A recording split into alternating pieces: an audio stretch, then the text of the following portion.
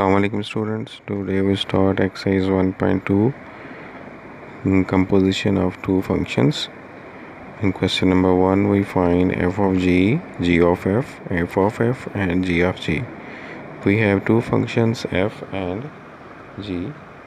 F is equal to 2x plus 1 and g of x is equal to 3 over x minus 1. Now to find f of g of x is the second function. We put in the bracket its value.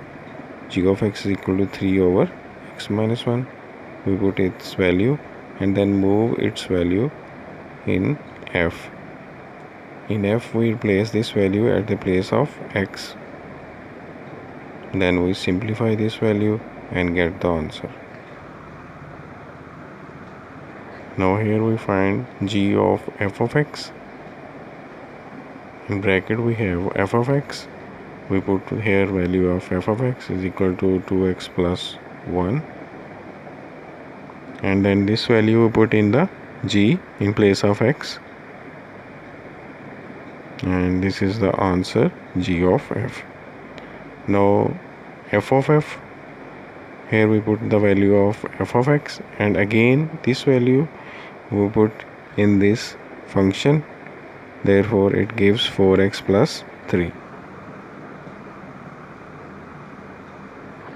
Now here g of x. Now value of g of x is 3 over x minus 1. Put this value again in this equation and simplify it. Now we get the answer 3 in bracket x minus 1 and in denominator 4 minus x. G of x, we put the value of g of x. Again this value put in again in this function in place of x and simplify it.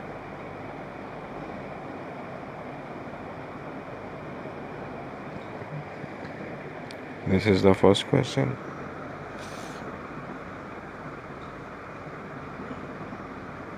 Now all three remaining parts are same. Now we find the inverse of a function.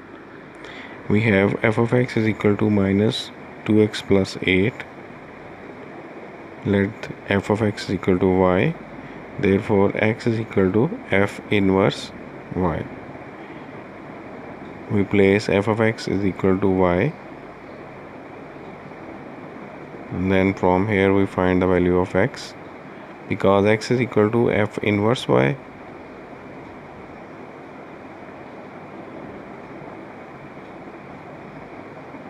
and we change the variable. In place of y we replace it by x.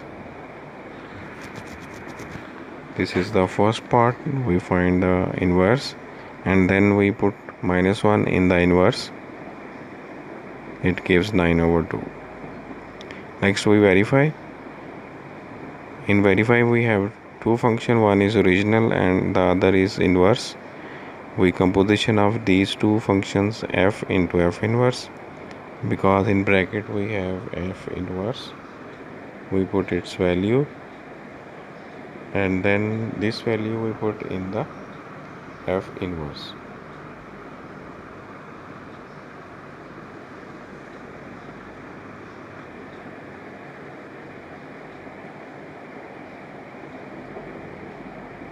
And this gives equal to x.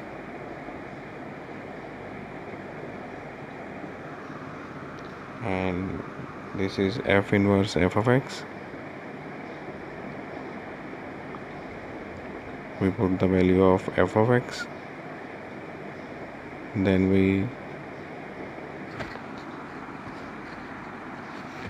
put this value in the f inverse in place of x, and at the end we get the value x.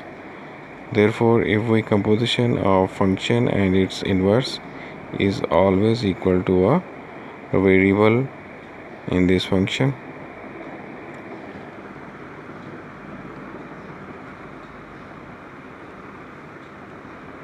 Now here we have a function minus x plus 9 whole cube. We let f of x equal to y and x is equal to f inverse. We place the y and then we move 3 to other side, it becomes 1 over 3. So therefore value of x is 9 minus y power 1 by 3, and then we change the variable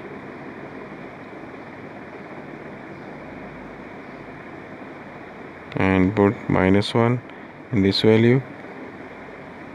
Now we verify. One is the original function and the other is f inverse, composition of f and f inverse.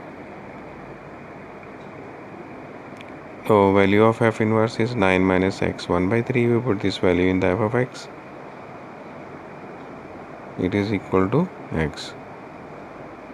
And in other form, f of x is equal to minus x plus 9 whole cube. We put this value of f inverse.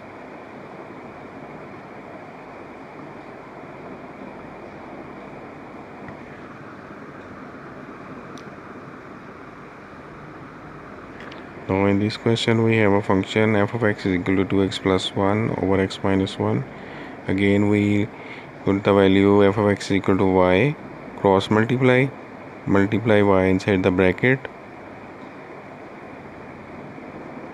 and we change the values. We move x on one side and y on the other side, and then we common x and we get the value of x. X is equal to f inverse y, and we change the variable and put -1 in this value. It gives 0. Then verify. F of x, f inverse, we put inside in value of inverse, and then we put this value in f, because in f there we have 2 x, therefore both x replaced by the value of f inverse, and then we LCM on numerator and denominator and then simplify this. Same case for f inverse into f of x, because in bracket we have of f of x, we put the value of f of x, and then this value we put in the f inverse in numerator and denominator and then simplify. It gives also x.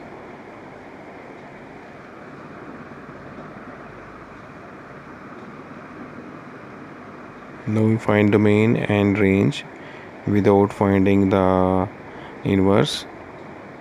Range or the point, domain or the point where range is not equal to infinity, iota, 0 over 0.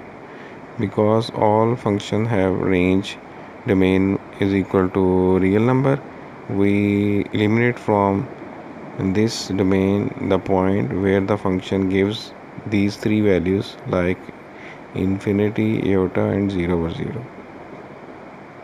Now we have a function involving radical sign. We put its base is equal to 0, x is equal to -2. We divide the real line in two parts from -2. In one side we have -3 and the other side we have -1. If we put -3 in this function, it gives negative value, and if we put -1 in this function, it gives positive value. Now we take the positive side from -2 to infinity, -2 included. Therefore range always of square root is 0 to infinity. To find the domain of inverse function, we change these values.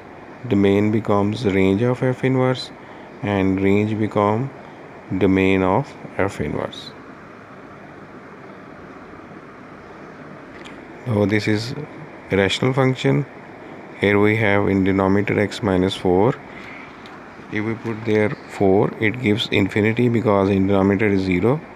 We put its denominator is equal to 0. Now we have x is equal to 4. We eliminate from domain 4 and its range is all real numbers. So domain becomes range of f inverse and range become domain of f inverse. Again we have a fraction. If we put in this function -3, it gives infinity.